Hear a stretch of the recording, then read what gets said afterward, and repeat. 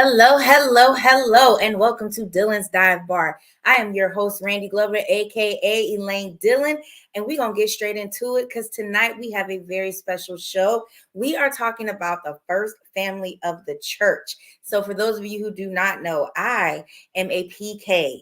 And there are so many things that go along with being a PK. And tonight is the night to talk about that, being in the first family. And I don't think anybody knows the kind of pressure you feel when you are connected to the man or woman of God who is in charge of the flock, so on and so forth. So we're definitely going to get into that later. And we do have a special guest who's going to join me later to talk more about that experience. So first things first, it is February 8th. It is 2 days after your girl's birthday. She turned 41. And yes, I am so happy and so proud and grateful to hit 41. I know a lot of people who were nervous when they turned 30, when they turned 40. And I'm just grateful for all of the years that came ahead, that came before. So now I can be prepared for what's coming afterwards. So I'm very excited about that. And I am really excited about the fact that I got to share my birthday with my best friend. Y'all know her. Y'all hear her all the time. Y'all see her in the comments talking junk all the time. Lady Co, she went out of her way to make me feel extremely special on my day. So later on, we'll be posting things that we do this month because I celebrate all month. I don't know about y'all. I celebrate Aquarius season. I celebrate February. You play with me, I'll celebrate all year. They be like, when was your birthday? This year. So I celebrate all the time because if I don't celebrate me, who will? So here's the deal. Let's talk today with our quick dips. Our quick dip is about self-care and how important it is. So I literally was just telling my best friend, I was like, I just don't feel like me right now. I feel like everything is just bothering me. Everything is getting on my nerves. And it's not that I don't like my job. I do like my job. It's not that I don't love owning my own business because I do, but it just seems like right now I feel like I'm behind. I feel like I'm not as organized. And the biggest thing is right now I need a day. That's the truth. I need a day to kind of reset, recharge, get stuff in order so then I can feel like me again. That's why we have to take care of ourselves. And my mom used to joke with me. She'd be like, girl, you ain't 21 no more. Your ass need to go to bed, go to sleep, get you some rest. And I'll be like, you're as young as you feel. I still feel like I'm 21. And my body is like, pimping, no, because we not 21 no more. So we got to take time to rest and just relax. Be in the moment. Okay. Denzel Washington said, do not confuse movement with progress. Just because you're doing a lot of moving doesn't mean that you're making progress, doesn't mean that you're getting things accomplished, doesn't mean you're being productive. So that is our quick dip for today, guys. We have got to take care of ourselves. We got to relax. That phrase is true. Stop and smell the roses, or stop and drink the coffee, or stop and take a shot, or stop and do something. Stop and relax, basically, and be in the moment and enjoy the day without thinking about, I have to do all this for tomorrow and next week and next month and prepare for, I know people talking about preparing for retirement. Y'all know we ain't gonna get to retire, right? I mean, I'm just putting that out there. Not unless you prep yourself for real. In this country, they're gonna make you, work till you're 90. Just be prepared for that. So take care of yourself because you cannot pour out from an empty cup. And what that means is you can't give and give and give to everyone else until you give into yourself. So take the time to relax, take a load off, and just enjoy the moment. So if this is your first time joining Dylan's Dive Bar, we are about community, conversations, and cocktails. We have conversations that are about change. They're about bringing about a better version of ourselves, living a better life on a higher vibration, all that good stuff. Conversations that inspire us to be better. We are community because we're always supporting each other in whatever journeys that we're on and all the different changes that we're trying to make, the steps we're trying to do. So we're supporting one another. And of course, cocktails. It would not be a dive bar without cocktails. And we got a good one for you tonight. So that being said, let's go to my special guest. My guest is Miss Cheril Nathaniel. And Cheril is the podcast host of All Things Undone. She is a part of the Iron Woe Media family. And I actually got to be on her show before. And we were talking about the messiness of healing, talking about, what happens when you break up with somebody and you got to go through the grieving process, the thing that none of us really like. We had to talk about that. So she is now gracing my show with her presence. And just a little bit about her. is she did the podcast after her marriage ended, and she was married for 25 years. Y'all, that's a long time to be with any one person. I just want to put that out there. So 25 years, her marriage ended, and so she decided to put her healing out there for the world to see.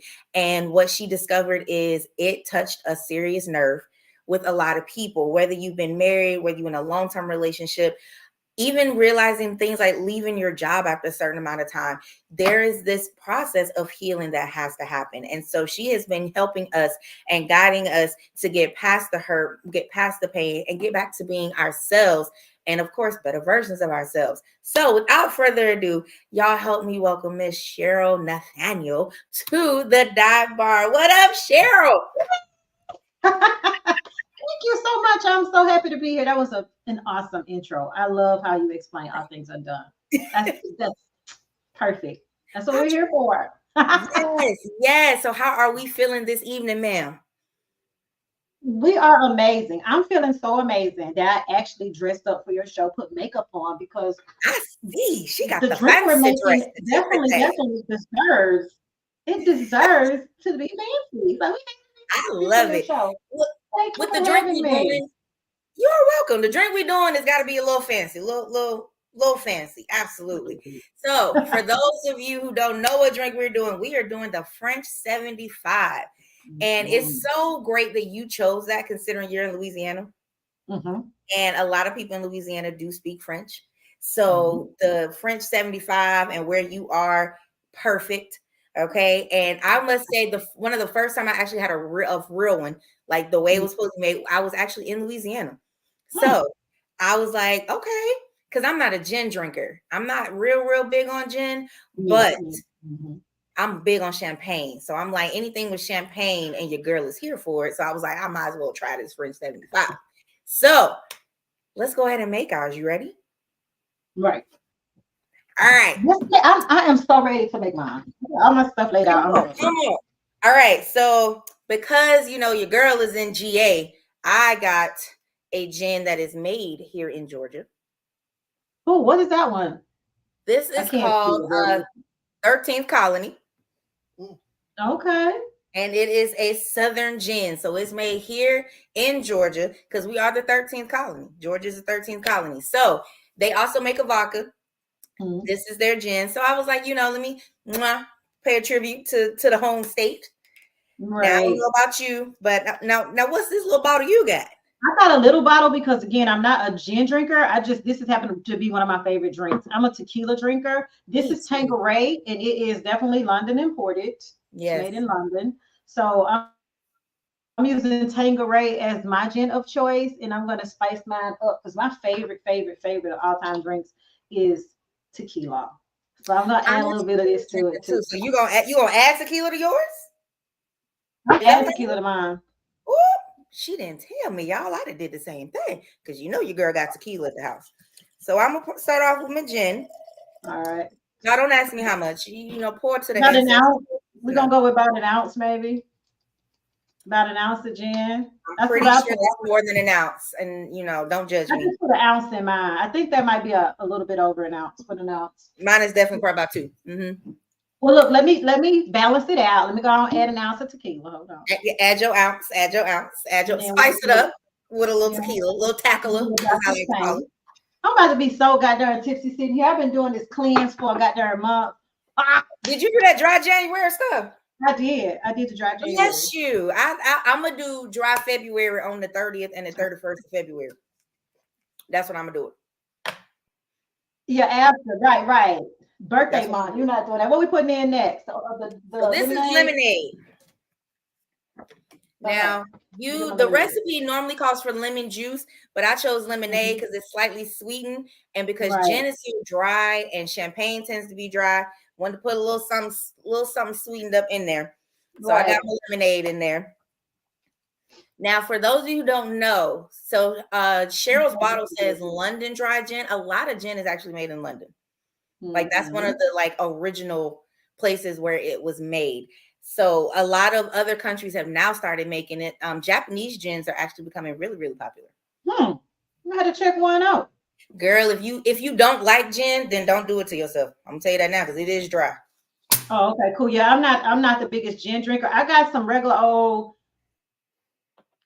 Vostra Prosecco rosé. Okay, Prosecco. I got a little Good. Little Andres Vostra. Brut. That pop you heard is the lovely sound that we love to hear. For those of you who do not know, champagne, in order for it to be true champagne, it does have to be made in Champagne, France. Okay. Now, when you are pouring champagne, be careful when you're pouring it. Number two, never put champagne in the freezer. Okay. If you try to put champagne in the freezer, it's going to freeze like a slushy, but it's going to push against that cork. The moment you take that cage off of there, you're going to have champagne slushy all over everywhere. And your girl is telling you that from personal experience is ugly. Don't do it. I've done it. Don't do it. I'm telling you. Andre is my favorite. It's my absolute favorite. So we're going to add our champagne and fill right on up. So that adds our little sparkle to our French 75. Okay, my sparkle came up a little bit. I've been open this because I didn't want to struggle on camera. So my pop already went. It already went pop. All right. Did you already sip yours? I am a functioning drunk. Come on here, Joe. Here we go. Happy Come birthday. on. Come on. I am Wolf family. Yes, happy birthday to me. Thank you. All right, here we go. That's good, wait. Y'all. Yeah, I forgot to put my garnish on here. Hold on. Oh, and she fancy with a garnish. I love it. Y'all see this bar behind her? Yes, that is what I love to see. Oh, got my look. Now we ready. Now, come on. This is what it looks like when you get it at the bar. Haha. Y'all, this is so good. I'm probably gonna drink a couple more while we sit here. Absolutely. So this is kind of like the Tom Collins, because the Tom Collins is gin with the lemon juice and then like club soda on top. It's a perfect combination. I know that's right. Whoa, he said let the alcohol flow. Yes. So let's talk, because a lot of people, especially when they're not a part of the first family, they think they know what it's like. Okay. They think they know what it's like. A lot of people may even think that they want to be a part of the first family. Okay. Child. They think they want to be a part of the first family. So I'm gonna share my experience, and I want you to share your experience and see if any of this sounds familiar to you. Okay. So I used to always get, when they would ask, what do your parents do? As soon as I say my dad is a pastor, oh, he's stealing all the money. No. Oh, he must be sleeping with all the women in church. No. Oh, preacher kids are the worst. That one. Please explain to me how my daddy working for Jesus makes me the demon seed. Like, I don't understand how. I've never, ever grasped that connection that people made with my dad working for the Lord and me being a heathen. I don't understand that at all. Or there's the flip side. Oh, I know y'all go to church every Sunday. I mean, we do, but I mean, just like other people, who go to church every Sunday, it'd be the same people in church every Sunday, and they daddy not the pastor. So it's always a stigma, always a stereotype. And people feel so open to just blurting it out. And you're supposed to just be like, huh, yeah. Because if you get mad, ooh, and your daddy a preacher. What they got to do with it? Right. What does that have to do with it? So talk to me about the things you heard when you started saying things like, my husband is a pastor. Oh, my goodness gracious. And I started off as my ex-husband became a preacher when we first got married. I was not even 19. I got married at 18. 6 months later, he was in the pulpit preaching. And so I got bombarded. Talk about culture shock. I got bombarded with everything because I didn't realize at such a young age that people project onto you the image of Christ. Like, even though you're not Christ and they are a sinner, that's how they see themselves, they project that onto you, and you better not step out of the whatever box they put you in. So I've heard comments, as a first lady, first of all, I was either too quiet, because she's sneaky, she too quiet. Or if I would smile and be too chatty, then I'm flirty. My skirts were either too short or they were just too, it was never enough. Like my dresses are too short, her heels are too tall. I even had a lady tell me why he went all the way to Mississippi and get a wife. There's plenty of eligible women around here. Ma'am, I'm right here. I can hear you. So they talk about us like they kind of like you said. Yeah, they talk about you like and you're not supposed to say just take it. Yeah, you're just supposed to take it because you are the preacher's wife. So you're supposed to take all the abuse, all the things that they say to you. You're supposed to take it with a smile because you are the epitome of Jesus. And you're supposed to represent turning the other cheek no matter what. Now, I only got 2 of them. I ain't got but 2. And trust me, if you slap that first one, I'm going to knock the fuck out you. I'm coming back around. And you better not beat her because it's going to be ugly. That for no one ever tried that though. And I learned to be quiet really, really early on. I just learned to be quiet, to just not say anything. And even in me being quiet, I remember one woman saying, well, she must be stupid because she don't never say nothing. I mean, it got to the point where I was nervous about being close with people in the church. I didn't say anything. Yeah. I didn't want to be close with people in the church. What you say? I didn't want to be close with people in the church because then all of a sudden it would be like, now they're getting close to us and they want to hang out with us outside of church. And then all of a sudden all this stuff gets said about us when we get back to the church.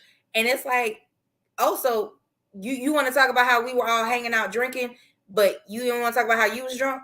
You didn't want to talk about how you was learn. They really would just go out to hang out just to see what you were doing, even though they might have been doing the same thing you were doing. When it was all said and done, you were the only one in a room full of people that was drinking, or in a room full of people dancing, or in a room full of people saying curse words. It was just you. Everyone else was doing what they're supposed to do. They were being holier than thou. But you, because you are the preacher's kid. And for my kids, they got it the worst. They are the preacher's kid. People said it to me, oh, your kids are the worst. No, we raised 3 very beautiful, well-respected, productive citizens in this beautiful America that's so messed up. And these are the same people. But these are the same people that'll come and call, the pastor and be like, pray for my such and such because they just got locked up. Wait. Right. But girl, I got some stories on that one. Lord. But I'm the worst. What? So listen, my ex became a pastor, I guess, in 2001. He became a pastor. And I was pregnant with our 3rd child. And I just didn't, oh my goodness, I just didn't see that as a positive thing because he had already been a preacher and we had already, he didn't see it because for some reason, pastors tend to not see what their wives can see. We see all the whispers, we hear all the whispers. Well, he became a pastor in 2001. And oh my goodness, those people were so nasty to him when he first got at the church that he's at. They were very nasty. They did not like change. He had to come in and do a lot of cleaning up. Right. And I've never looked my age. But in 2001, I think I must have been 25 or 26.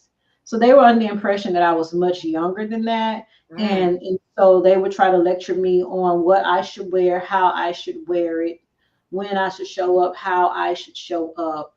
And nothing was ever good enough. I could do all I wanted to do in the church, help clean, help work in the kitchen, help with the choir. But they always seemed to find fault in some of the things that I was doing.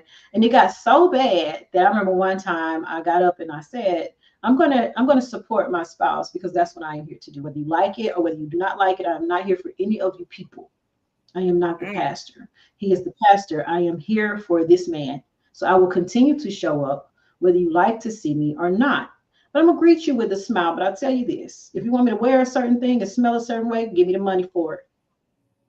If not, I need y'all to be quiet. I need you to not say nothing else about what I wear or what I don't wear. Wow. How my hair is or how my hair is not. Because that's so shallow. We're here to serve Christ. And he's not looking at our outer appearance. He is looking at our hearts. Okay?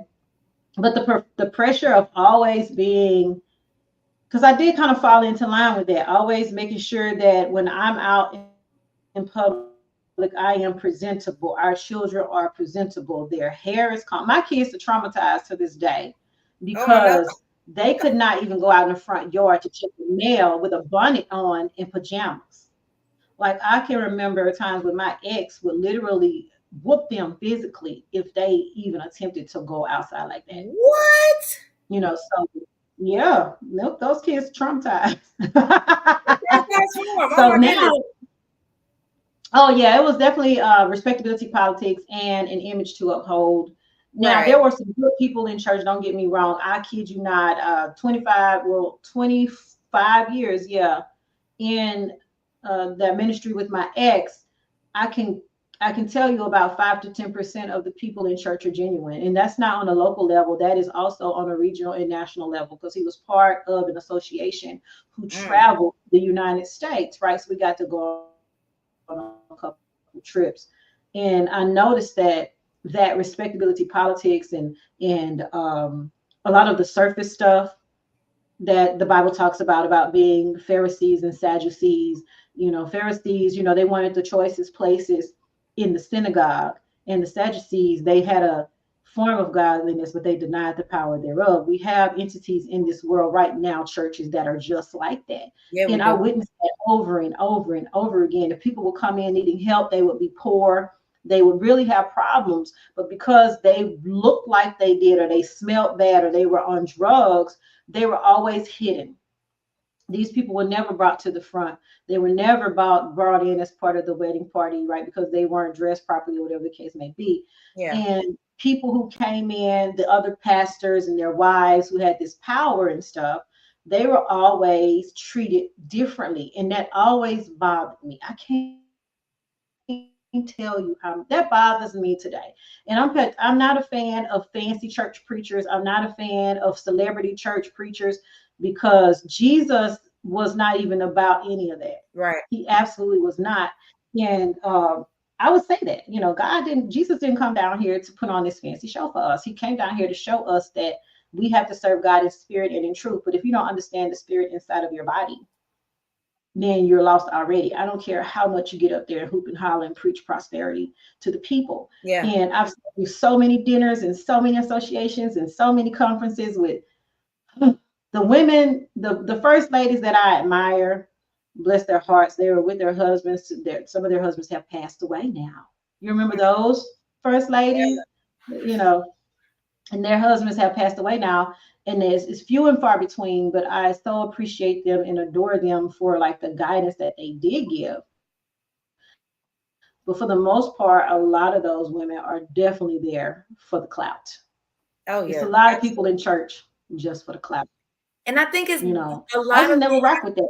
like I think a lot of it has to do with the fact that people are still trying to figure out a way to live in both worlds. They still want the money from being in the secular world. They still want to be entertained. They still want the clout, as they call it, the notoriety, and they want to proclaim Jesus. And a lot of times the proclamation of Jesus gets lost in Right. what they're trying to do, because you want to see yourself like you see these other celebrities, but it's not the same thing. And I think a Right. lot of our ministers, they get the ministry and Mhm. entertainment mixed up, because Very they true. want to be entertainers, and it's like, we're not here to entertain, we're here to Mhm. minister. And that's a totally different situation, because the first Yeah, I person don't remember to Jesus. minister to is you. Yeah, I don't remember Jesus So no Calicut. if the word ain't stepping on Amen. your toes, then you can't be ministering to other people. And a lot of them don't That want to part. do that. A lot of them don't want to take counsel from anybody else, or they don't want to, or they Mhm. only want to take counsel from somebody who's being like, you know what, you right. That's not counsel. That's a yes man. Right. Counsel will be like, so you was wrong when you ignored that prayer request. Mhm. You were wrong when you didn't, you know what I'm saying? So it's like a Mhm. lot of the Mhm. ministers get that confused with entertainment and ministry. We're not here to entertain. Just because people like to clap along with whatever song you singing, or they like to say, Mhm. man, whatever word you preaching, it's still not entertainment. It's still supposed to be ministry. It's supposed to So, be ministry. At the end of the day, oh, that's what we're here for. We're here for right. ministry. We're going to take a quick break, y'all. We're going to take a break, and then we're going to come back, and I want to hear the stories, because y'all want to hear stories, because y'all know we got them. If you have been connected to anybody in the first family for a year, you got stories. So I want to hear stories. I'm going to share some stories. We'll be right back. Dylan's Dive Bar, getting into it. All right. Mm-hmm.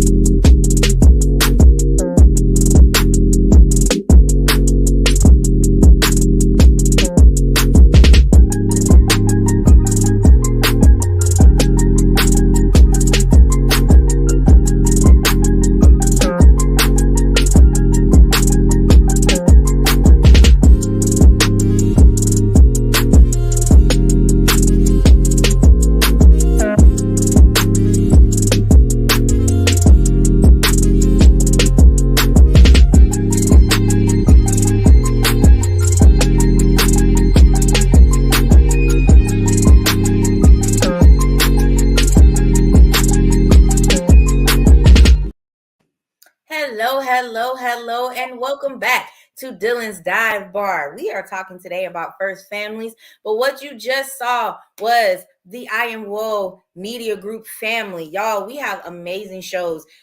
We just had, Dee just had an amazing show with Ryan Davis. So if you have ever seen him on Facebook, he's just as funny. Okay, he's absolutely hilarious. So he was on her show, and they actually were talking about Killer Mike, which is actually kind of cool. So shout out to Killer Mike on his Grammy wins. But with the I Am Woe Media, we have something for everybody, y'all. We got the flagship show, I Am Woe Media I Am Woe Podcast. I just wanted to say media group over and over again. I Am Woe Podcast with Dwayne's Woe Sutton, with DT, Lady Cole. Then we have All Things Undone with Cheril. And what is your co-host name? Because I always read it and forget it as soon. Like, my memory is terrible. What is that man's name? It's Jonathan Hawkins, and we call him J-Hawk. He's a real estate broker out of Dallas, Texas. I love it. Hey, J Hawk. I'm terrible with names, but I promise you, if I ever make you a drink, I'll remember your drink forever. On Tuesdays, we have Breaking Barriers. Wednesday, we have Underground Sports King, and they're about to have so much to talk about because the Super Bowl is coming up. On Thursdays, we have the Core Queen with Dee. We have Dylan's Dive Bar, and once a month, you guys, she done stepped up, y'all. Y'all got her 4 times last year. You're going to get her 12 times this year. Okay. She Talking Tea with Lady Cole is going to be in the thing. And I would tell y'all who's going to be her special guest on her next show, but I don't want to spoil it. Okay. She going to tell y'all later. So I don't want to tell you who's going to be on the next show. Okay. Because she's going to be talking about longevity. And, she's going to be talking about a friendship she got with somebody, but I forget who it is. If I could put my finger on it, she'll be talking to somebody that she's known over 20 years. We see you. But, I'll let her tell y'all because that's her show. Welcome back to Dylan's Dive Bar. We are talking about being a part of the first family. So one of my funniest memories, me and my brother, we were with our dad, and we were, he was going off and preaching. Shout out to my dad, love him to pieces, Pastor R.L. Glover. So we are with him at the other church, and they walk us down to the pastor's study. We go say hey to the pastor, all that good stuff. And we were like, okay, well, we finna go sit in the sanctuary because service is about to start. So we're walking out, and then all of a sudden we hear the guy behind us, Pastor Kid's on the move. We were like, what? Oh, okay. I'm walking with him now. We going to the sanctuary, and we're looking like, what the hell? Like, why? Okay. And he's walking close to us, making sure we good. And we're just like, is there something somebody is not telling us? Is this normal? Do we need to be on the lookout? Because we was just walking through the house of God. We didn't, expect to be having a duck and dodge and bob and weave. Like, if we need to know something, tell me so we can take the heels off so we can run. But they were just like, Pastor Kid's on the move. I'm walking into the sanctuary right now. We were just like, So now we skeptical. We looking at everybody like, was he talking to you? Was he warning them about you? Like, we was a little nervous, but we were both like, we've never had that happen where they, security was walking us to wherever. And we were like, okay. And so we sat down and they're like, they're sitting down. Everything's good. Was everything not going to be good? Like, what happened? Like, we were so confused. And we were just like, what? So, hey, mommy. My mom is in the chat, y'all. Hey, mommy. What's up? So and we were just like, we are so confused. Why are we, marking our moves? So talk to me about one of the funniest moments that you've had being a part of the first family. Oh my goodness. One of the funniest moments. I'm trying to think of funny moments. I've had some absolutely amazing moments, for sure. It's probably a bunch of funny moments in there because 25 years is a long time. But one of my most memorable moments, I remember I was in Power and Praise, my ex-husband and I. It was a community choir we had, and we got a chance to go to Atlanta, Georgia to sing. And it was, oh my goodness, I don't even know how we made it through without killing each other. Not he and I, we were fine, but the entire group as a whole. It was 4 females to a room, 4 females to one room. And so that was challenging with us getting ready for these shows and being at this conference all day. 4 grown women getting ready in one hotel room. And I remember one being a smoker and one was not a smoker. So because it was so late, I think we didn't get back to the room one night until like 2:00 in the morning. So the girl that was a smoker was not going to go outside, and nobody wanted to go outside with her. So she decided to go in the bathroom and smoke a cigarette and turn the vents on. She thought that was going to help. It didn't help. And then one of the other girls literally sat there and choked and cried, but she never said anything. She just choked and cried and cried and cried. I was like, okay. Because she couldn't get away from the girl who smoked. We were all in the room together. But what really was so fun was we ended up going to a John P. Key concert. And I like John P. Key, but he came on, he was 2 hours late. This was the saving grace. He was 2 hours late for his own concert. It didn't start until 11 o'clock. So we were there literally 8:30, 9 o'clock waiting. And it was all these different choir groups in there. So we started singing Total Praise, a cappella. I don't know who started it, but everybody started singing in there. So just imagine all those beautiful voices from sopranos to altos to tenors singing Total Praise. No one knows each other. And it was the most beautiful thing I have ever heard. That also happened when we was in the association and the kids was singing. It was 250 kids at this conference, and they sang Total Praise. And it was directed by this guy who is a legendary director. He's kind of become a recluse now, so I won't say his name because he hasn't given me permission to, but he's an awesome director, choir director. And he had these kids singing Total Praise, and talk about absolutely amazingly beautiful. And because it was the children, they were literally singing out of the depths of their soul. Talk about so amazing. Those kind of moments just stay with me forever because the Spirit of God is flowing all throughout the place, and you can just literally physically feel it. It's so palpable in the room. So just some beautiful moments. I have so many beautiful moments that I remember because let me tell you, I love God's people, especially when they truly get in the mode of worship and praise. At that point, it doesn't matter what's going on outside, what has happened, respectability, and all that falls away. And then you just have this beautiful energy of the Holy Spirit flowing through the entire congregation. I think that's why people love church, and that's why people, are Christians. That getting in tune and in touch with that energy, that spirit it's beautiful. I could go on and on about the beautiful moments. I try not to think about the negative ones. We'll get into some of those stories, but just absolutely beautiful. Those children singing Total Praise and us having an opportunity to sing it at a John P. Key concert with all these other people, just mind blowing. It's the kind of stuff you see on TV where you see Kirk Franklin doing it, or Kanye West when he had his choir. It was that energy. And unless you're part of the African American community, especially the Black church community, particularly I'm Church of Christ, and that's a different thing, but man, they're beautiful too. But like the Black Baptist arena, whew, oh, it's just It's a amazing. different That setting. energy is That's not just different. duplicated. You can't replicate that in the world. Yeah. And nowhere in the world. With Beyonce when she said like Black people have so much swag, so It's so, much and power. it's prevalent No? everywhere we are. You feel that I love us kind of feeling. I think it Mm-hmm. was like a video I saw online.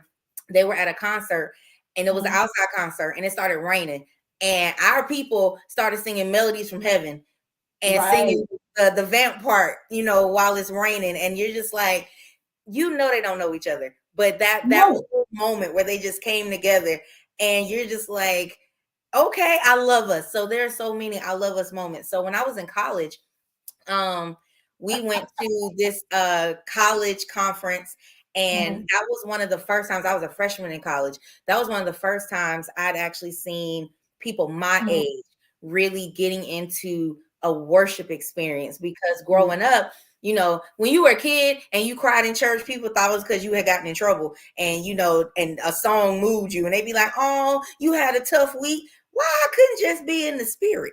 Maybe that song Right. touched me like it touched you, but we couldn't be like that as kids. So seeing people my age get into that worship experience was kind of like, wow, that is great. And Mm-hmm. it helped Right. me open up as a young worshiper to see people my age not be stopped and stalled, and no one stifling Mm-hmm. our praise or assuming that the praise is coming from a place of like getting in trouble or Right.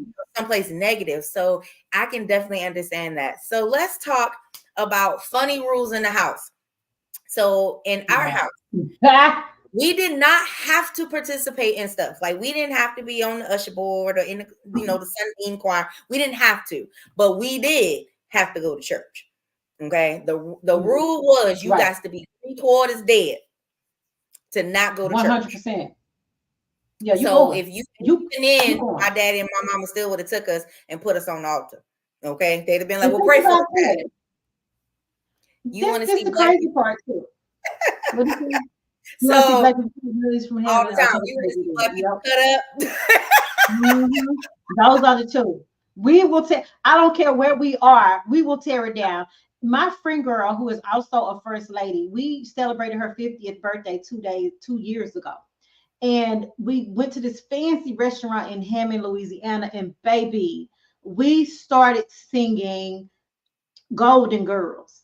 Thank you for being a friend. Now imagine this a table full of beautiful Black women, and this lady, she didn't give me permission to use her name. When I tell you she sings better than over half of the people that are popular, and I don't care if it's secular music or gospel music. I'm gonna go ahead and say her name, Nicole Williams. Absolutely phenomenal. She is the best singer I have ever heard in my entire life. Oh, She wow. started singing "Thank You for Being a Friend," and we were her background. And people were pulling out their phones because it was that energy. It was that Wow. energy, right? Thank you for being a friend. And we were like her background, travel I around need the to add world and back again. this. Baby, the phones out. The cooks came out the kitchen and they were Wow. over there dancing down. And they said, do another Wow. one, do another one.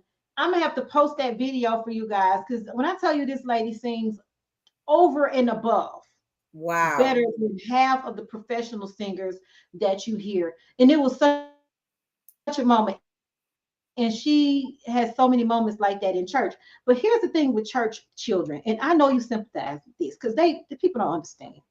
We had our children in church on Sunday 2 to 3 times. This is not even including Sunday school. These kids had to go to Sunday school, regular Mhm. church service. And if they Mhm. daddy said to preach at a 2 o'clock service and a 5 o'clock Mhm. service, those kids did not have a choice. They had to come with us on Sunday all those times. And don't let it be a follow-up revival week, whether youth revival or full revival, either at our church or a different church where their dad had to preach. Those kids had to be in church all day on Sunday. And if it's school time, they had to go to school, get out of school, and still be prepared to go to revival. In the summertime, they had to go to vacation Bible school after vacation Bible school after vacation Bible school, because we not only support our own churches, we make sure our children go and support all of the sister churches not the in the sister church. community, even if we all do the same vacation Bible school thing, the same one. So I made it a point at the church I was at when I was first lady to make sure we did something different, some different thing. I will find out what the other churches were doing, and I would do a different thing, because it gets repetitive after a while. You done heard about Noah in the ark 5 times. Trust me, the 4th and 5th time, them kids checked out. They ain't heard nothing. 2 by 2. Oh. We got it. 2 by 2. 40 days, 40 rain. 40. We got it. 2 by 2. We got it. We got it. We got it. And I think with that they don't have it no more. Berean, the Christian store Berean, they used to put out a theme, a vacation theme and everybody goes go get their little box. Everybody, very. PBS. So of course everybody had the same thing. I'm gonna tell you which one I did not like. The summertime camps at the church. The summer camps at the church. I did not like that. No, because I wanted to be at home watching stuff on TV like everybody else, or playing outside, and we stuck at the church camp. Them, what did y'all learn about Jonah and the whale? Jonah hard-headed. Okay, that's what we learned. And we learned that last year when y'all talked about Jonah, and the year before that, Jonah was hard-headed, and we get it. I hated the summer camp. And then on top of that, it wasn't even our church. It would be my daddy friend church. I'm like, I don't even know these kids. I don't know spend the summer with them. Couldn't stand it. And let me go ahead. Listen, and I need to say this. I know it's a tradition, but our children are tired of eating ham cheese sandwiches or turkey cheese sandwiches and them little juices. They are tired. And the little bag of chips. And the little bag of chips. With either an apple or a banana. You be like, I don't tired no more. I don't I'm traumatized now. Every time I see banana, I think summer camp. I don't even like it no more. Oh my God. Speaking of trauma, I have got to tell y'all this. Okay. I don't like Chanel No. 5 perfume. I have PTSD every time I smell Chanel No. 5 perfume. What? Oh my God. Okay. So I got to tell y'all this story. The first time my ex got into an association was overwhelming, and we went to like all the association events, which took place over the summer. They had a week for the kids, and then they had like a pastor's and first lady and widow's wife week. They had all these different classes going on. When I tell you, an absolutely overwhelming experience. The final night, they have this big show, where the preachers preach. It's several different preachers that preach, and the children choir sings, the men choir sings, the usher choir, the usher, everybody. Right. I think it's BCU, something like that. Well, anyway, long story short, I go in this room full of women, beautiful women dressed in $5,000 suits. When I tell y'all, oh wow, Versace, like they don't have nothing on these women. With the hat, this is back in the day when like you had the hat that matched the shoes, that matched the dress, that matched the purse. Everything was name brand. Everything was name brand. These women, the outfits they wore were so expensive, and I don't know if it was a competition with the Chanel No. 5, but it was so overwhelming, and so I gotta take my glasses off for this shit. It was so overwhelming and overpowering. I cannot fucking stand the smell of Chanel No. 5. What? At the job I'm currently at, somebody had a bunch of samples. They had threw them on the table. It was Chanel No. 5, Mademoiselle by Chanel, Coco Chanel. And I took all the samples except for Chanel No. 5. And this is the funny part. I get back in the office and I tell my coworker, the payroll specialist, we sit in the same office. I'm like, girl, I got us some samples, but I didn't get the No. 5. She was like, I'm glad you didn't, because this smells like an old lady. I was like, oh my God. I thought I was the only one who thought that. It smells like church to me. And it's traumatizing because all the women that wore it with these really, really expensive suits were so shallow. They were so shallow. And for every 2 beautiful, pure Christian first ladies, there are goddamn 10 clout chasers. And that is not an understatement. For every 2 beautiful souls, there are 10 trifling right behind them. And they would talk about ad nauseum how much they spent on their hair, their hat, their clothes, their purse. I'm not a hat wearer because God has already told me that my hair is my crown. So this is what I wear, my hair. Right. I don't wear additional hats. And if you wear hats, I'm not knocking you. By all means, wear your $200 hats. By all means, do that. That's just not for me. That's not how I glorify God. But they would talk about like how much they would spend on these clothes. Now, mind you, at these conferences, we also have people who are struggling.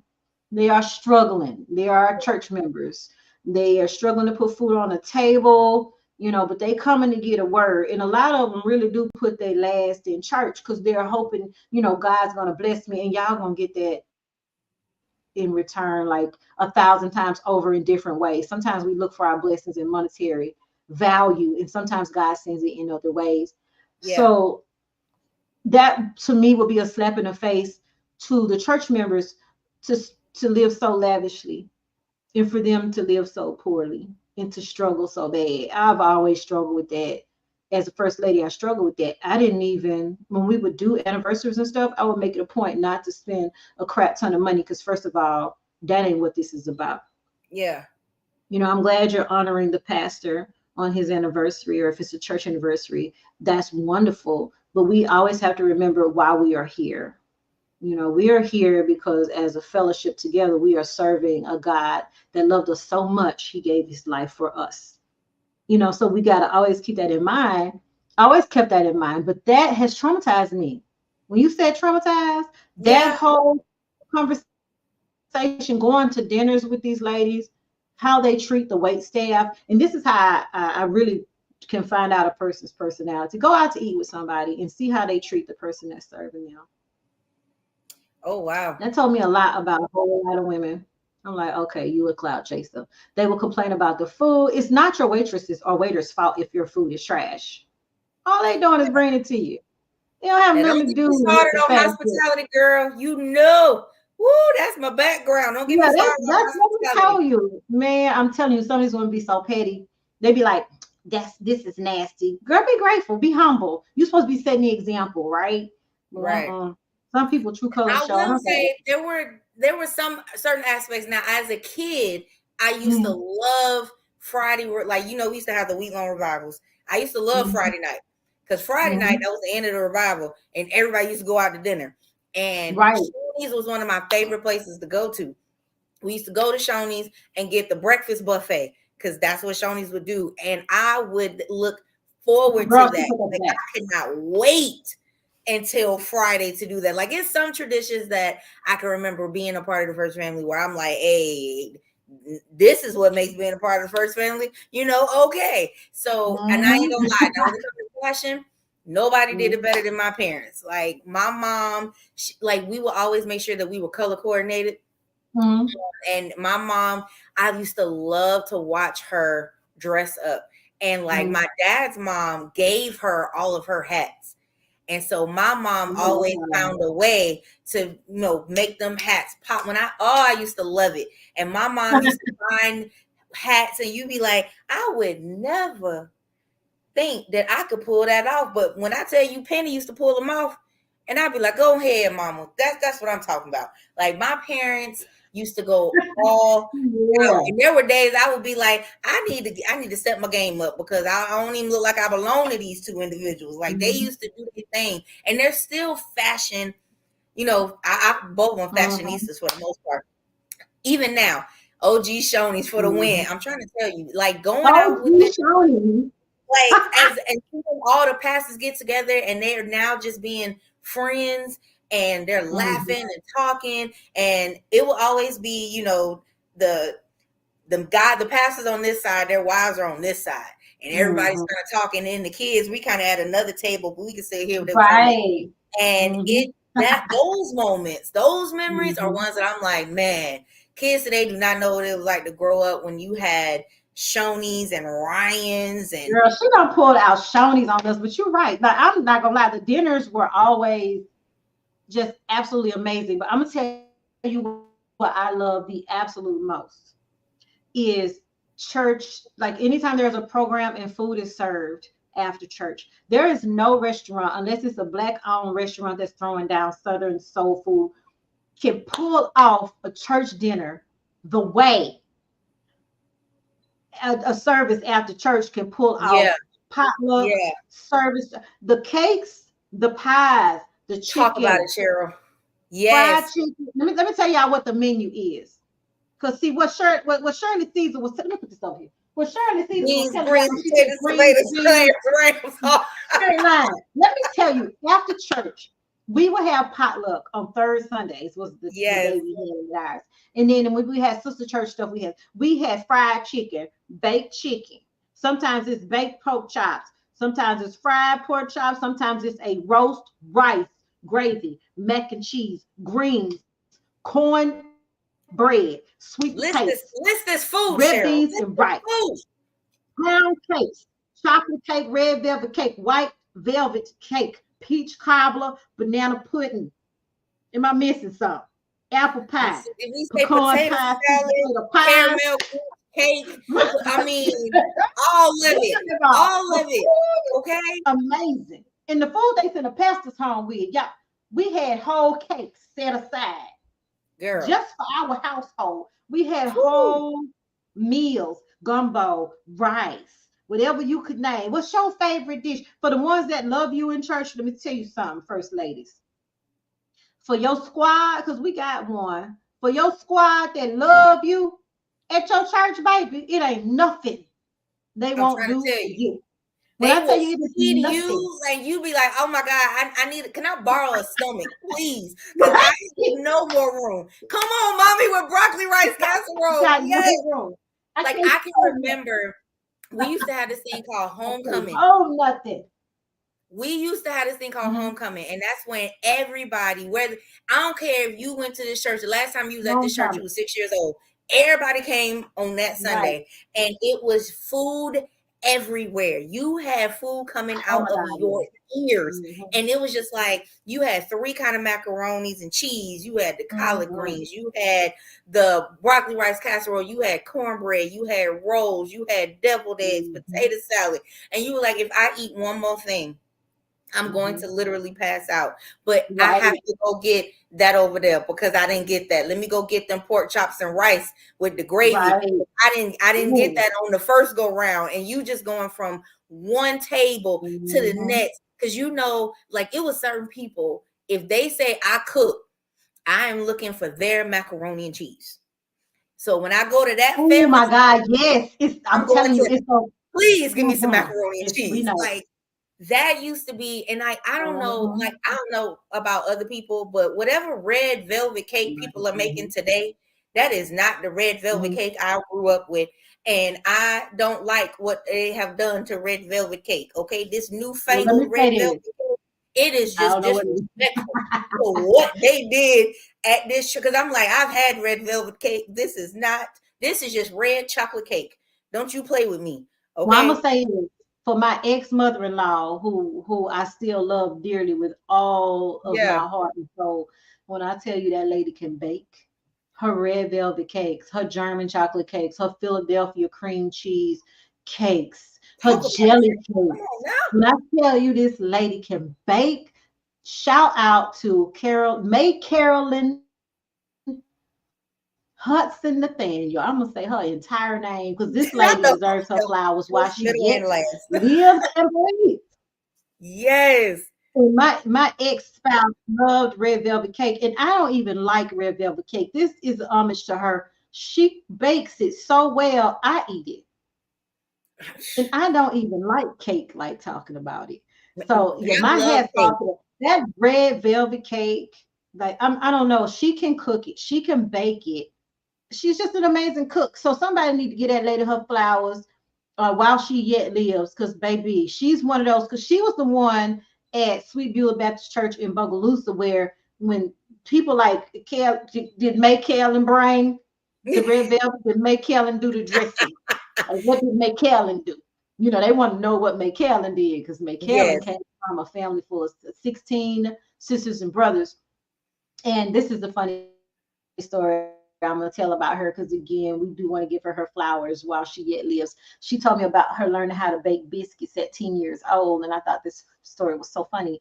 And she said she didn't want to, because back then, now my mother-in-law she's well advanced in age, and this was back during the time when sharecropping was a thing, and they had a farm.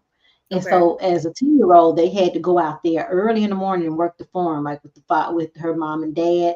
They had to go out there and like till the wheat, the corn, whatever it was. They had to go tend to the chickens and go with their dad to the slaughterhouse. And they had to do all that hard work. So she said she remembered it was her turn to learn how to make biscuits. She was 10 years old.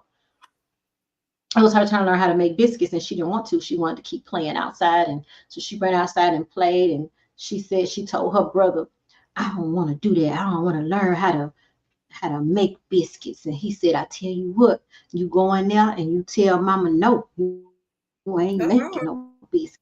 No, he didn't set her up like that. Do it. And he said, well, yeah. He said, look, he said, this is how you gonna get out of a whooping. You tell her you don't want to do it.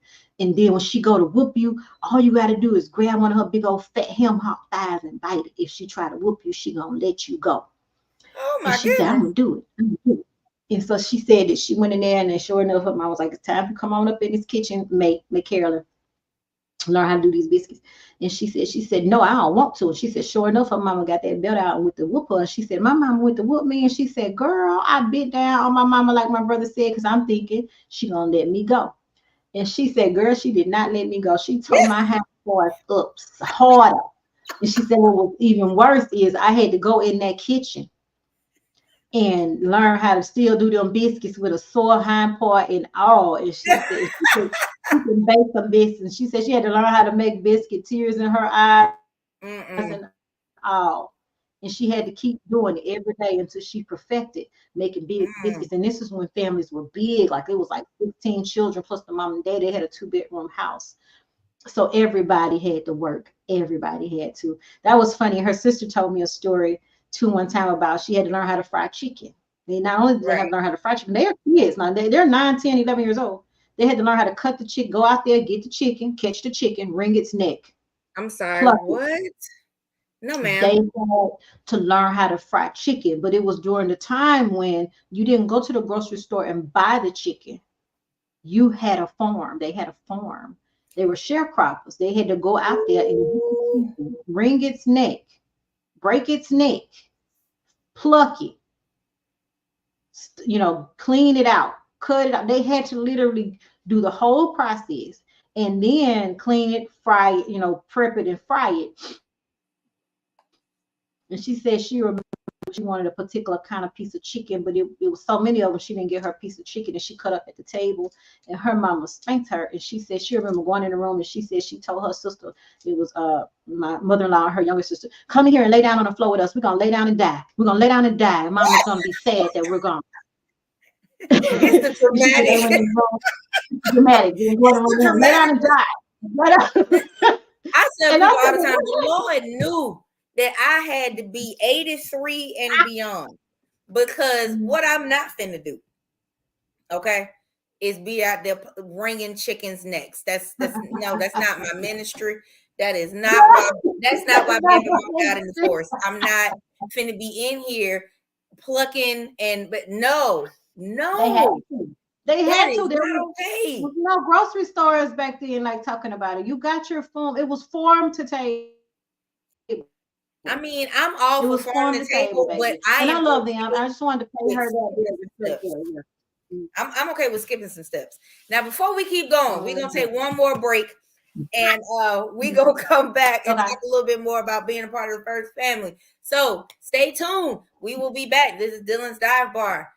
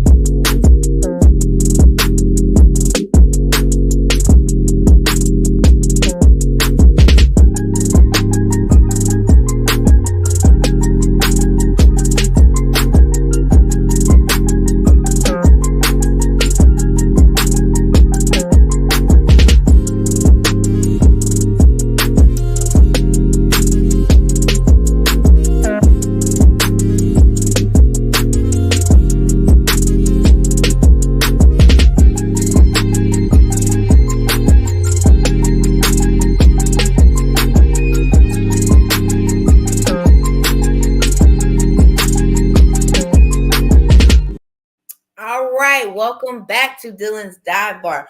Now, I do not want y'all to get the wrong impression. There are some great things that come along with being a part of the first family. So I can remember a time where my family, we were going on vacation. We were about to go to Tennessee, and we stopped by one of the mother's house, Mother Clara Foster, God rest her soul. I miss her so much. I grew up in a time where we were, the church was our village. You know how they say it take a whole village, to raise your kids. The church was our village. And we were on our way to Tennessee. We stopped at the foster home. And when I tell y'all, it's my two parents, me and my siblings. It was 5 of us. She made food for an army of 150 people. We had grits, eggs, bacon, sausage, salmon cakes. We had homemade biscuits. I'm talking about name it. We had it. And nobody in her house was allowed to touch the food until our family finished. Because she said, before y'all get on the road, y'all got to feed these babies. And I'm like, she is absolutely correct. Feed the babies. She made a feast for us. And she just did it because she loved our family.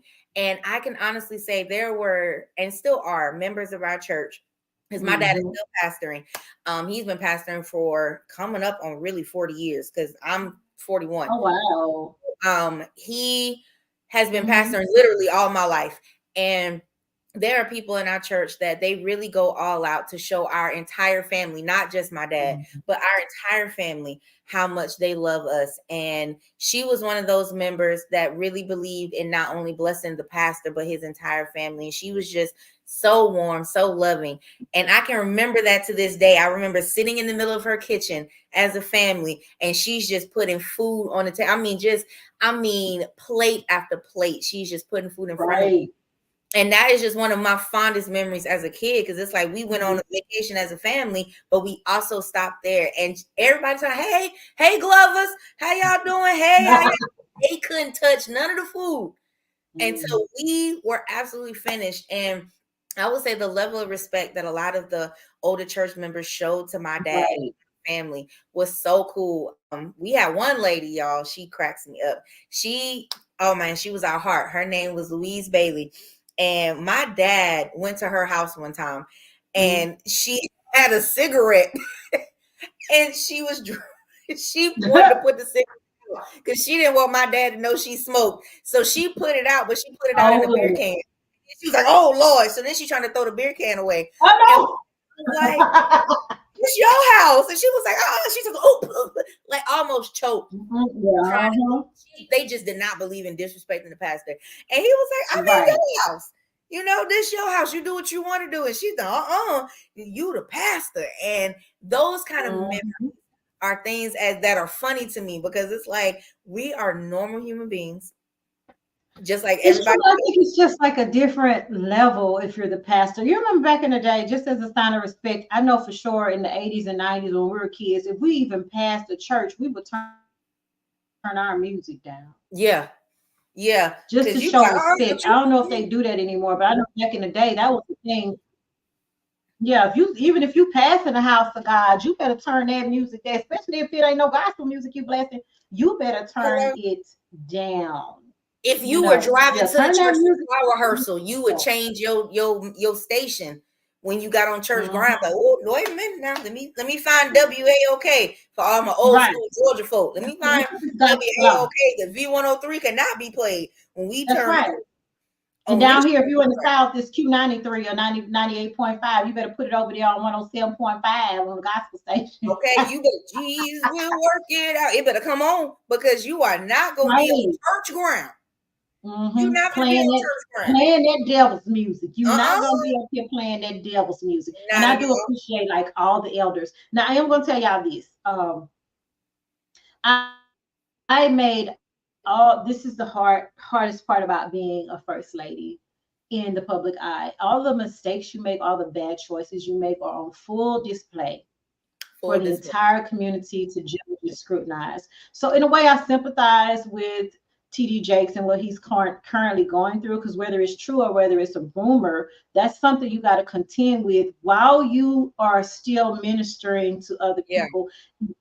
I don't, if you're not in that type of position where you're a first lady or a pastor, you don't understand how difficult a position that is, whether you're right or whether you're wrong. And it's been some times where I've made bad choices as a first lady. Yeah. And I've had to bear my own cross in front of everyone because I have been exposed for things I've done in the past, and to still show up in that same community and still ask for forgiveness, not only from God, but from that community, and still have to push forward as a Christian. Because here's the thing: we all make bad choices, we all make mistakes, we all need to ask for forgiveness to move forward.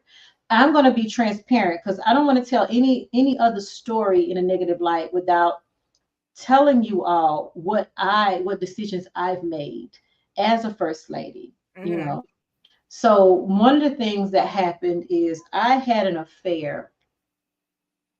Oh my God, years ago, 2007. At this point, I was at the school board. I was working at the school board, and I had an affair that had gotten exposed, and it caused me to lose my job. And I was great at my job. If I don't say anything else about myself, and you can call me arrogant all you want, one thing I know I am is brilliant. Okay, brilliant. At whatever I do in whatever capacity. But when it comes to HR training and management, I am amazing. Okay. That's the one thing I know I do well. All right.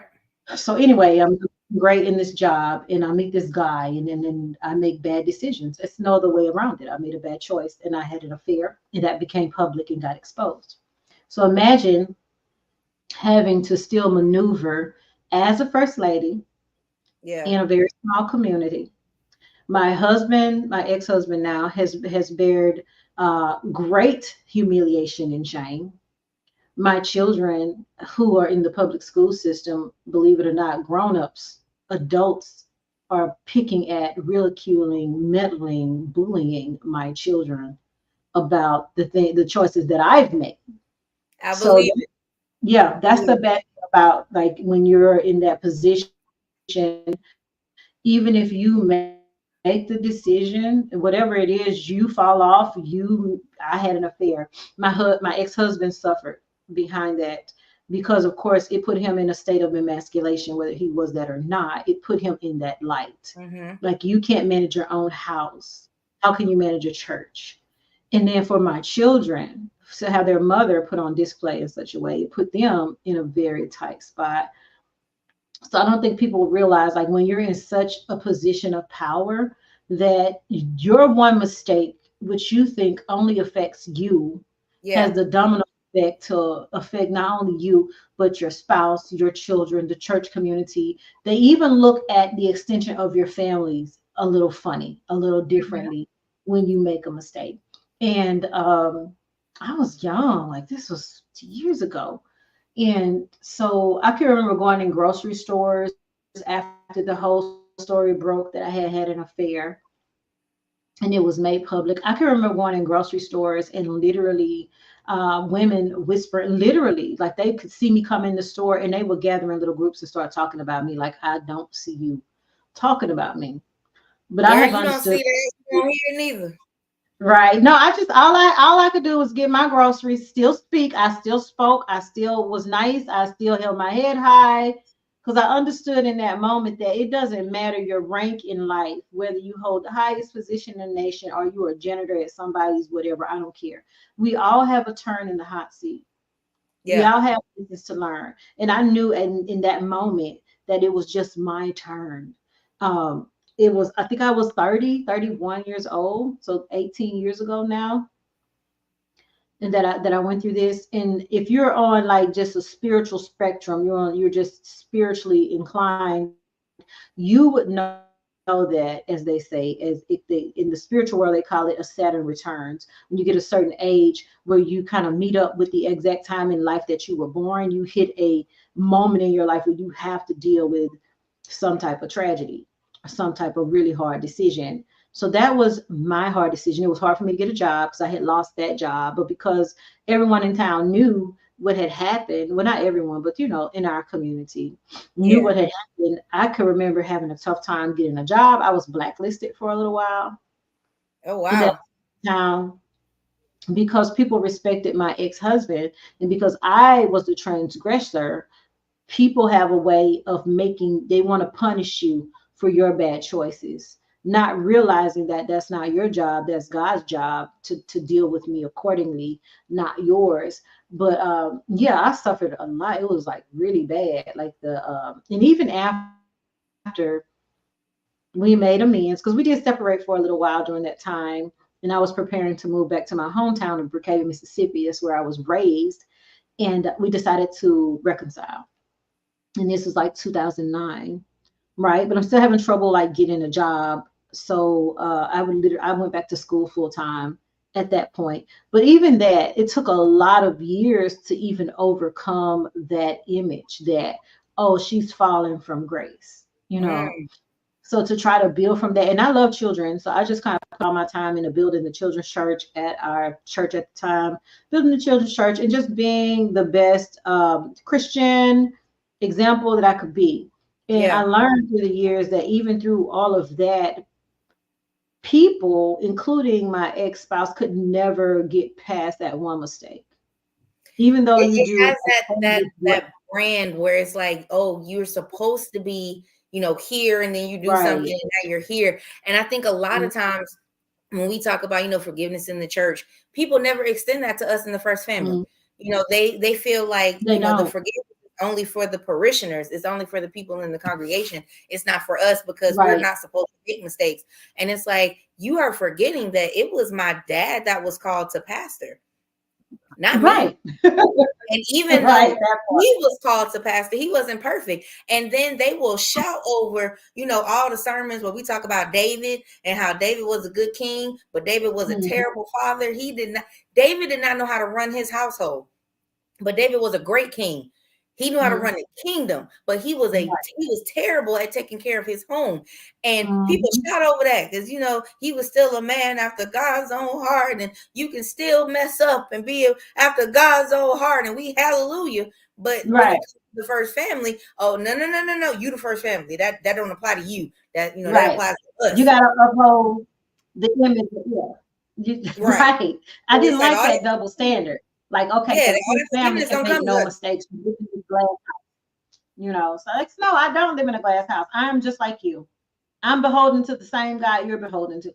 Okay. Yes. So don't look at my life and say, oh, well, she messed up, so now I don't have to be accountable for my own actions because of what she did. No, you're still accountable for you, and I'm accountable for me.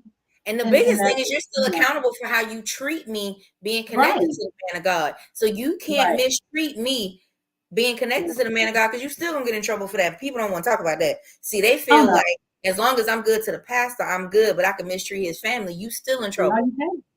You cannot mistreat his family. Like, what the frick? And where they do that at? That shows. This is what I learned through the years. It just shows the character of a person. If you treat the pastor well, but then you treat his family a certain kind of way, that just shows your character. You don't really care for the pastor. If you have that type of mentality in your heart, that is who you are. That is who you are as a person. If you treat the pastor well, but for some reason the first lady and his children get no respect, you have no respect for the pastor. You're putting on a show. Your true colors are projected. How can you love my dad and then treat me crazy? Because my dad loves me. Like, make that make sense. Hey, we got people saying, hey, hey, y'all. Welcome in. Hey. Hello. Let me see who it is. Yes. Hey. So hey, y'all, everyone who's joining on I Am Well Media Group, on Dylan's Sidebar, on All Things Undone Facebook group page. Thank you all. Welcome to the chat. Hello. So we're talking about being a part of the first family. And I can honestly say that there's been some upsides, some downsides. I can say that I have met some incredible people in the time that, because like I said, my dad's been pastor my whole life. So I've met some great people and been able to do some good things because my dad is a pastor. And people have given me opportunities because my dad is a pastor. But there's the good and the bad. One thing I can remember is, going to when I went to college, my dad, told everybody I was going to college, and they were like, "Oh, well, we got to give her," they get me towels and, all these gifts and stuff for me going off to college. We're so proud of you. And it's like, oh, thanks. Oh goodness, I got a question. Dylan, what's the pressure of being a PK? Let me tell y'all something. So, and I'm gonna be honest with y'all, the pressure of being a PK, it never came from my parents. Right. It never came from my parents. My parents never expected us to be perfect. They never expected us to not want to do normal things like go to basketball games and football games and go to parties. They never expected us not to make mistakes because they knew we were growing up. So the pressure actually never came from my parents. It came from everybody else. Once people found out that my dad was a pastor, it was, if I got an attitude with somebody, it was, ooh, and your daddy is a pastor. Or I'm going to tell your daddy. First of all, let's get something straight. My parents know who I am. Right. Okay. My parents know who I am. Number one, they know that if you bother me, I'm going to bother you right back. But if you leave me alone, I'm going to mind my black owned business. I don't bother nobody. I don't set out to go bother nobody. So my parents know me. So you can't tell on me to my parents and be like, oh, she said this. Because the first thing they're going to be like is what you do. What you say, because Randy I'm from that get somewhere and sit down generation. So I get somewhere and sit down, I mind my business. So a lot of the pressure came from people on the outside because they expected us either to be able to quote the Bible backwards and forwards, and I don't understand why I was supposed to be able to do that. Or they expected us to really be, heathens, richest kids are the worst and that kind of thing. So I would say the pressure came from being outside, but my parents always made it easier for us because they would always tell us, you don't have to be anybody but yourself. We love y'all. We know y'all. We're proud of y'all. So I never felt like I had to prove myself to anybody that mattered. The people who were giving me all that pressure, I ain't even have to worry about you because my parents weren't expecting me to be anyone other than me. Right. And who they raised me to be. So I can honestly say that was the pressure. The pressure literally came from other people. It never came from my parents. It never came from my parents. I used to tell my kids that what the opinions people have about you, that's a non-factor. It doesn't really factor into what you need to do, what you feel like you should be moving, whatever direction in your life. Those people have no bearing on that. And that's not who you answer to at the end anyway. So yeah, it never came from inside the house. It always came from outside. I remember my kids coming home and telling me that they would try to express different things to their friends, different frustrations they would go through. And they would be like, girl, you got it made in the shade. You're married to, your daddy's a preacher. Like you don't have any worries. But they still have all the angst and worries and anxiety pressures as a teenager, going through regular old teenager stuff. Or even younger than that. And I think that was the biggest thing. My oldest daughter lost two of her best friends in a car accident at the same time. And there was one young lady who went to church with us, and the other one was her best friend since grade school.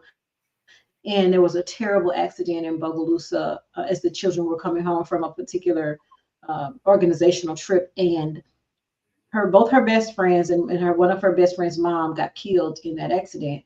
And it was quite tragic. And my oldest daughter was so grief-stricken from that. I remember I ended up putting her in school at Louisiana School of Math and Science because like the children who were left there, they couldn't understand her grief, what she was going through, and she lost such a big part of her childhood, and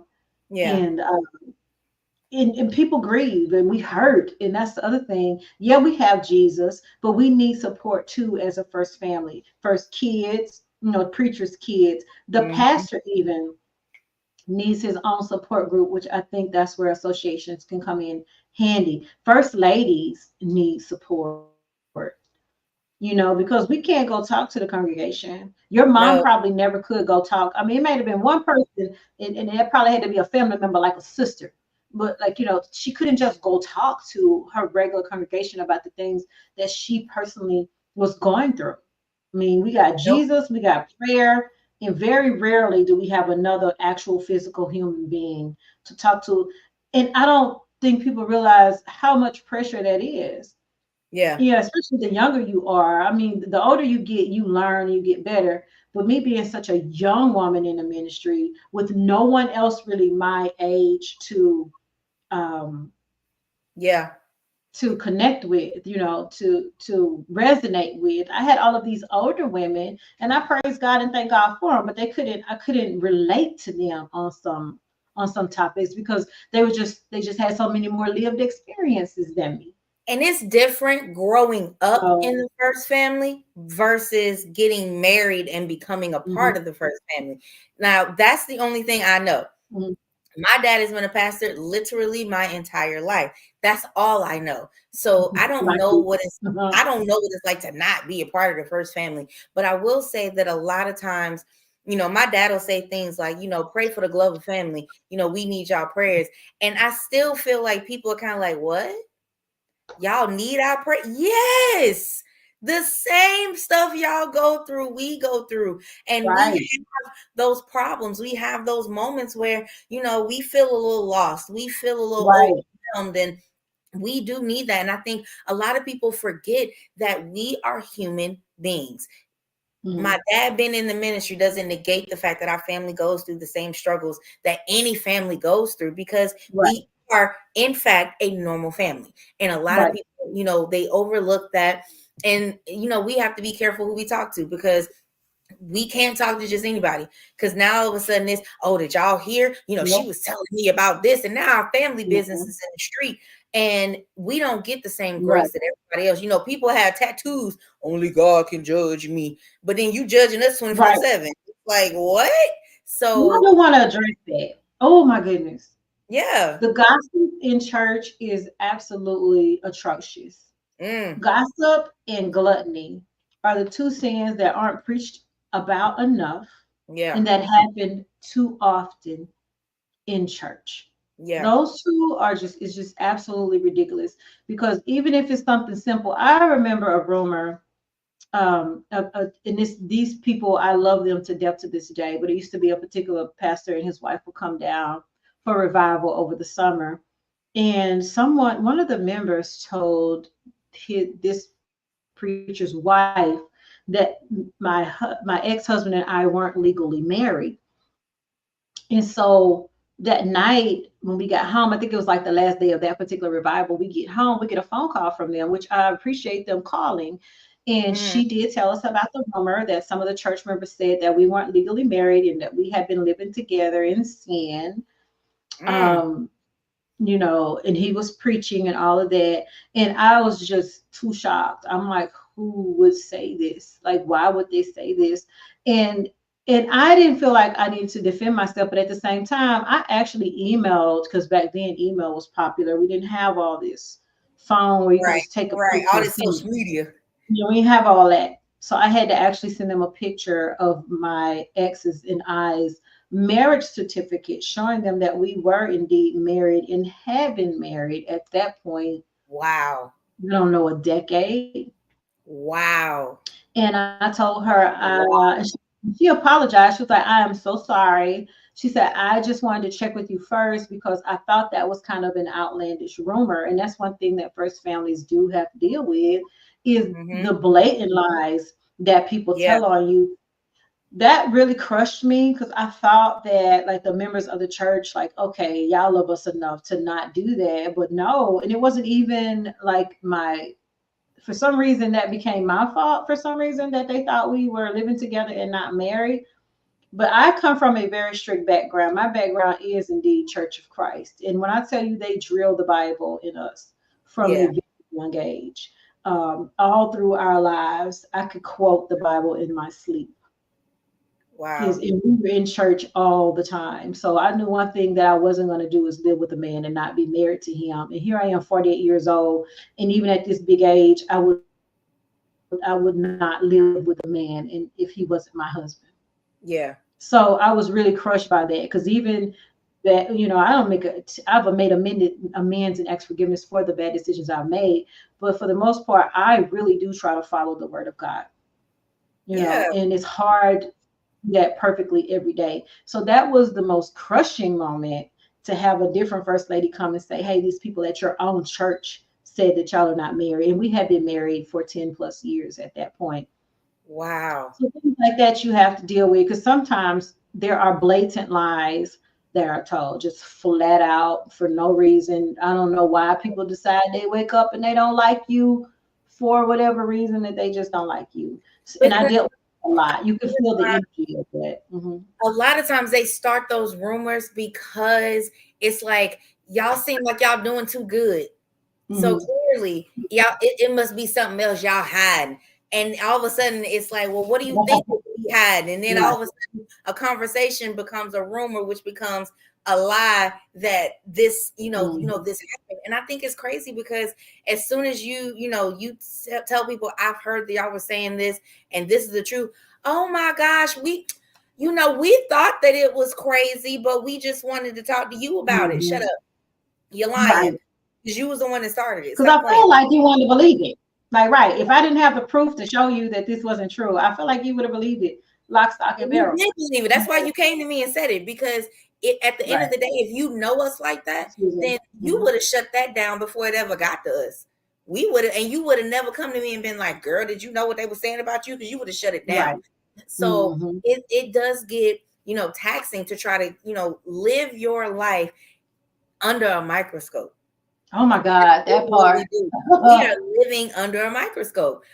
Derek says people forget that the closer you are to the Most High, the more you tend to go through. And I learned that at an early age, that, when you're close to the man of God, you catch a lot of hell, because if you take down the man of God, you take out the head of the church, the rest will follow. So if his life is in turmoil, then he can't effectively lead, and he can't effectively lead people to Christ. He can't effectively lead them after they found Christ. And it makes it easier for Satan to come in and snatch people away and get them to backslide and things like that. And that's one of those things that was, and it was, as a kid, you're like, I didn't sign up for this. Right. I was just born. Okay. I was just born, and I didn't sign up to be a light, salt of the earth, or a direction, an arrow, or whatever you want to call it. I did not sign up to be none of this. I didn't sign up to be a soldier, a lieutenant. I don't want to be in charge. I don't want to be a leader. I didn't ask for that. But we're automatically put there, and we're just, here's the first family. And it's like, oh, I didn't ask to be part of the first family. That wasn't what I was looking for. I just, this just my daddy. Like, I didn't have no control over that. It's my mama. I didn't have no control over that. God called my dad when my dad was 13. Oh, wow. Any child he had was destined to be a PK. We didn't like you're drafted. You don't have a choice. There are two types of first ladies. Be like, what do you want your dad to be? A preacher. We did not get that choice. And it's two types of first ladies. And a sister told me this a long time ago. She's right. We have the kind that are drafted. And then we have those who willfully walk into this life. I was of the variety of I was drafted. You were drafted. My dad had not asked by my spouse, my ex-spouse, never. Right. If I had a choice in it, he had a dream. He had been going through this whole thing when we first got married, and I didn't know what was happening to him. But he said that God was talking to him, and God was telling him that he had a calling on his life. And this man like literally cried for a month, and I was literally cursing him out, like, what the ever living is wrong with you? I don't know what's happening right now with you, but you've been crying for a month, and I'm not understanding. Now, mind you, I'm 18. I don't have the wherewithal, the lived experience, or the capacity to deal with this level of emotion coming from this man. I just don't. I'm immature. I have not. This is the first man I'm married to that I've even had to share this much depth of emotion with. I didn't know what that man was going through. And then one day he just asked me to go to church. And I'm like, what the fuck? Like, literally, because back then I was a cursing machine. I was like, what the fuck? But okay. My 18-year-old brain gets dressed. I go to church. I'm sitting at the very back. I'm at the very last row. All of these people are looking at me and smiling. And my 18-year-old self is like, why are these old ass people looking at me? Right. Why are all you looking at me like this? I'm sitting in the back, popping my gum, waiting for church to be over. I'm And up so done walks with you. the pastor of that church, and I loved it. God rest his soul, Pastor James McGee Sr. Beautiful, beautiful soul this man had. And he gets up and he calls my ex up, and he's announcing to the church that he had, after a month of struggle and debate, he's decided to accept his calling into the ministry. Oh, wow. My 18-year-old brain could not process that. It absolutely could not process what was being said. And everybody after was congratulating me. Well, his mom told me before we got married that she felt like he had a calling on his life when he was 15. So, and all my thing to him when we got home was, if you knew this, you should have told me this, because I am in no way prepared to be a preacher's wife. I had come up in church, y'all don't understand. My dad was a brother at the Church of Christ. We don't have deacons. We have the pastor. He's not even a pastor. He's the leader of the church. He's the brother. And all the deacons are brothers. Okay. Everyone are brothers and sisters in Christ. We're on that same level. We went to church. My mom and dad was so involved in church from the age of 4. Well, when I was a child, then they kind of fell off and we went back to church. We were in church Sunday, literally Sunday, Tuesday, Wednesday, Thursday for choir practice, Saturday for benevolence program, and 2 times on Sunday. I'm in church all the time as a teenager. So when I got married, I thought that was my way of escaping being in church so much. Right.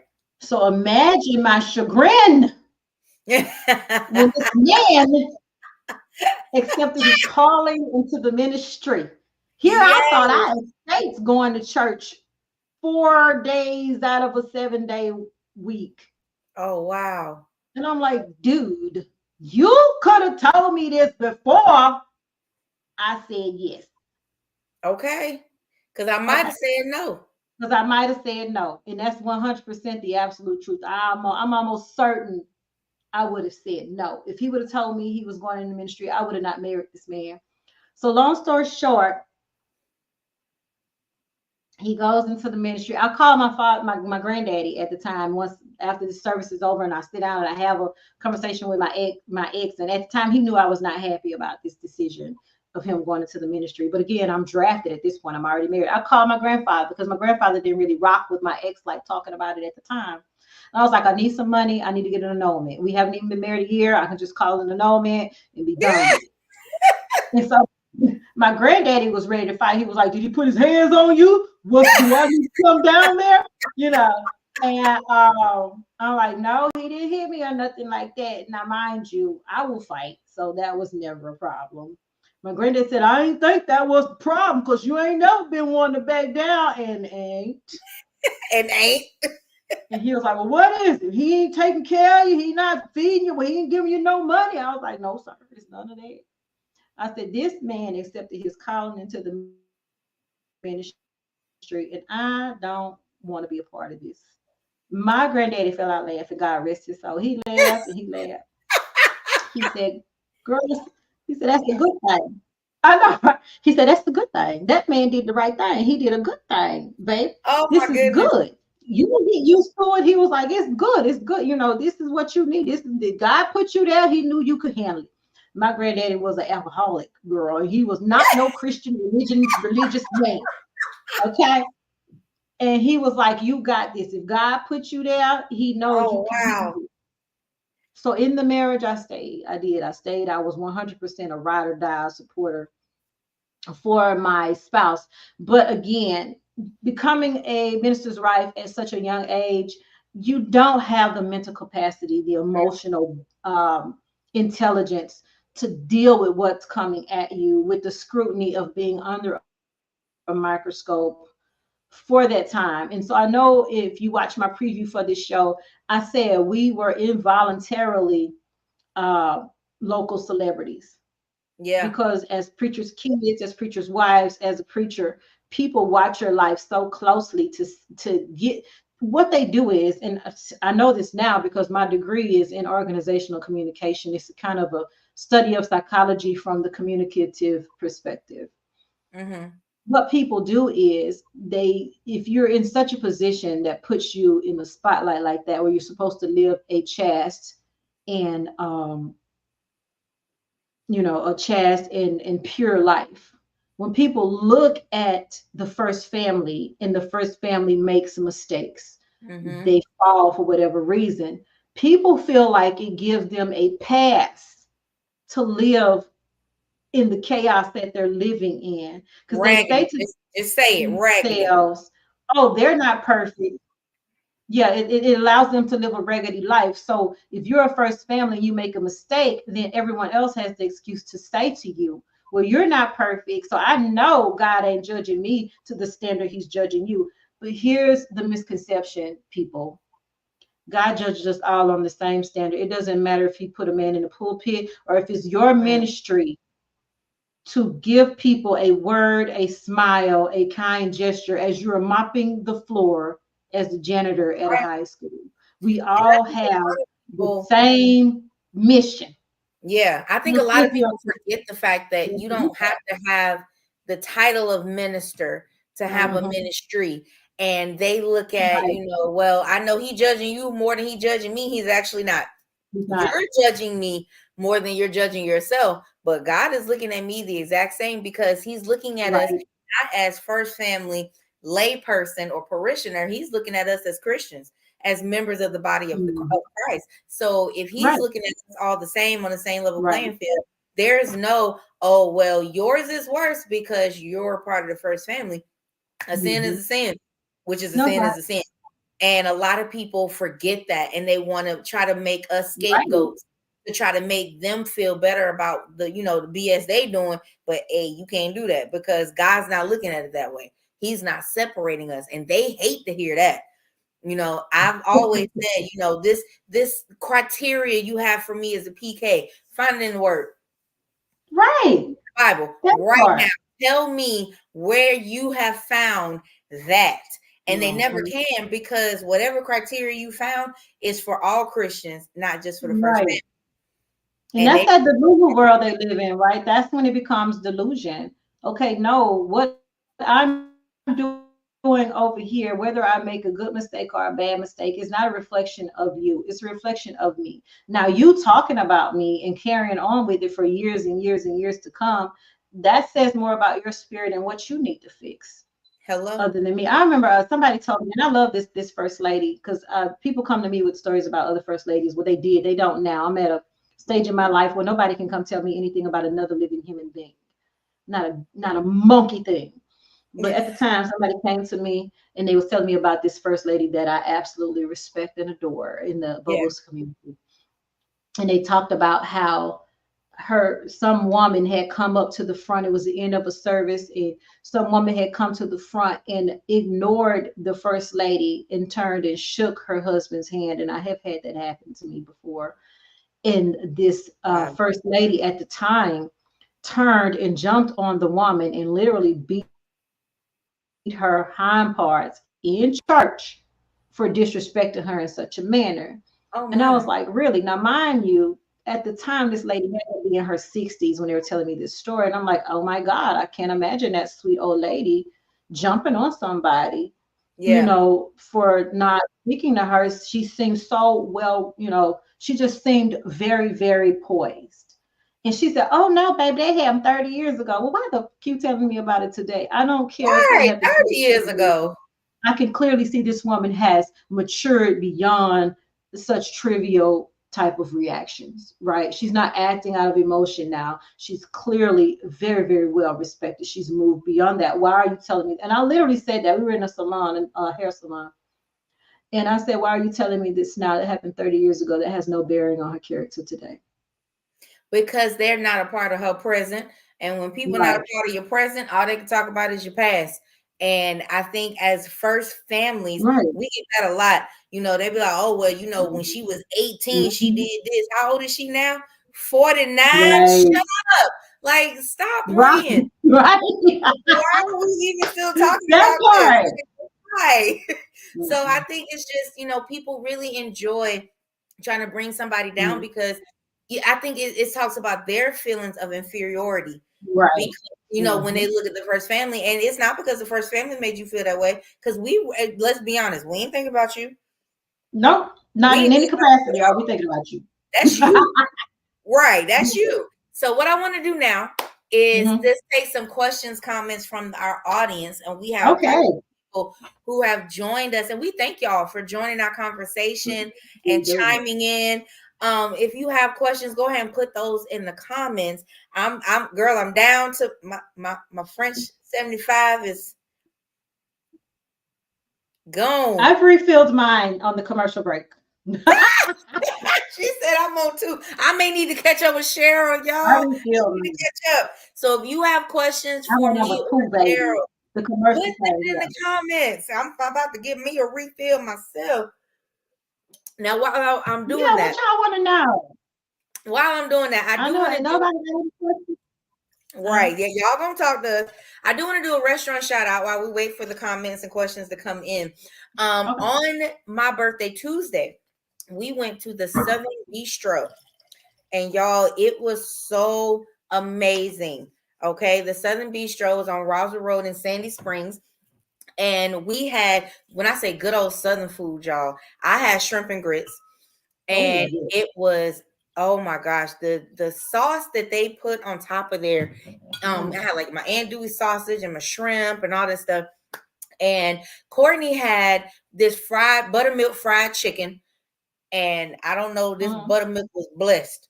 Okay. It was amazing. I'll show y'all a picture of my shrimp and grits. I need y'all to see this. Get into this. Okay. Oh, girl, look at that. I love shrimp and grits. Honey, when I tell you, there was some of the creamiest grits I ever had in my life. I was like, "Ooh, come on with it."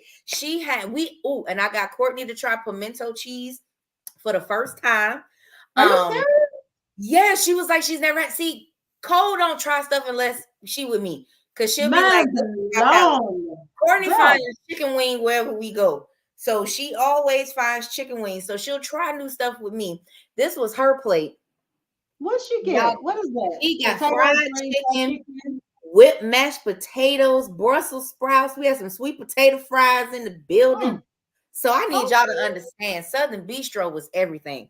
Okay. And we had the greatest little server. She was so sweet. She was so funny because she was like, "I'm so sorry. This is my first time working the midday shift." And we were like, "You're fine. You're okay." I've been in this industry since I was 17. So I'm like, I'm always trying to, reassure the person on the other side of the table. This is our pimento cheese appetizer. I cannot believe this girl ain't had pimento cheese and she's in the South. Girl, like how have you come this long in the South with no pimento cheese? I'm not even gonna hold you. I didn't have it for the first time until I was an adult too. And I told my parents, I was like, "Y'all have failed me.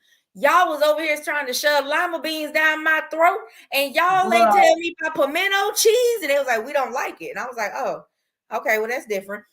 So look what he said about Cole. She got Negro taste buds. Don't you talk about my friend. Don't you talk about my friend. I see Cole. We had pimento cheese, hog head cheese. Baby, look, we had all of that. I cannot believe y'all, but I'm from Mississippi, so we, they eat a little bit of everything. They eat squirrel, coon, possum, pond, catfish, brim. They eat it all. Hog maws, pimento I worked cheese. at this Louisiana bistro for about 6 months or so, and I was a server there, and they had these gourmet tater tots. So it was tater tots. They had pimento cheese, and they put it in the oven, so they heated it up, so the pimento cheese had melted on top of the tater tots. Then they put ranch and pickled onions on there. And after that, I was like, pimento cheese is everything. I have been convinced. I've been converted. Yes.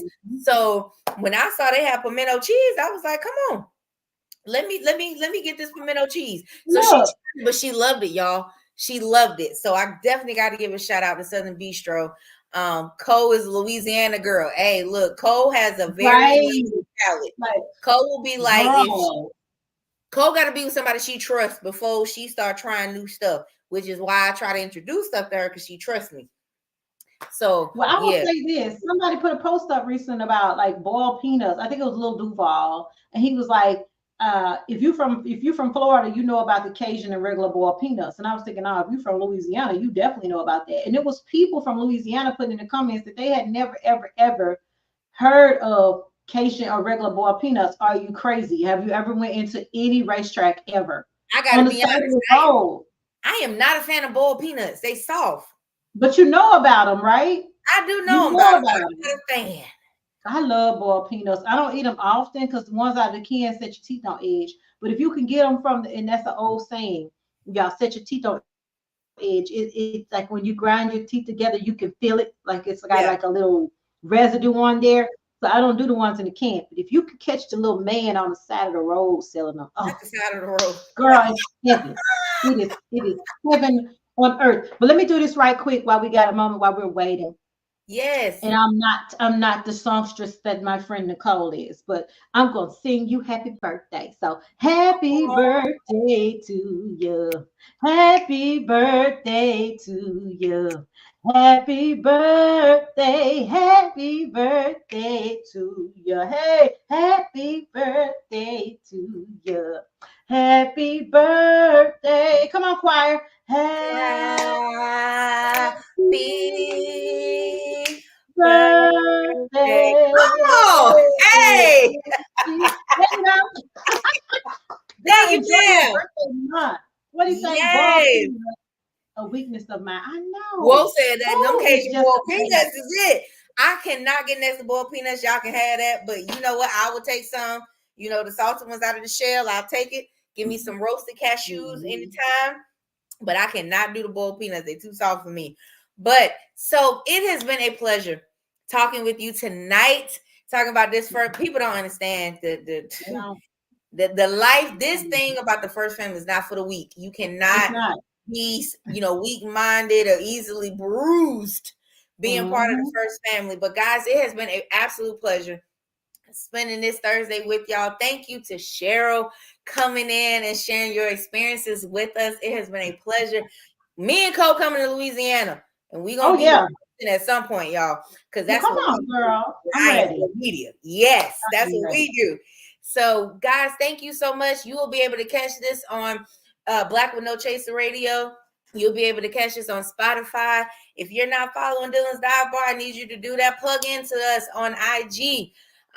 Let's see, coming us when we go. But yeah, well, we coming with. I'm talking about all the family. We just all going to Louisiana because I've been once and I didn't see enough of it. I had a blast. Girl, come on down. Come, we're ready. Yes. Come down. Oh my God. So guys, join us next Thursday when we come back to the Dive Bar. Last week we didn't get to do my show with my best friend, so we're going to do that, and then we're going to continue that on her show. So y'all just going to get all the tea about our friendship and all that we have gone through since we were 15, y'all. We've been holding it down for each other since we were 15. So thank you, Cheril, for tuning in. Thank you for everybody to stop by the Dive Bar. Check us out. Share this, like this, comment. Whatever drink you have, put that in the comments. And y'all, we will see y'all next Thursday. We're going to do it again. Peace. Bye.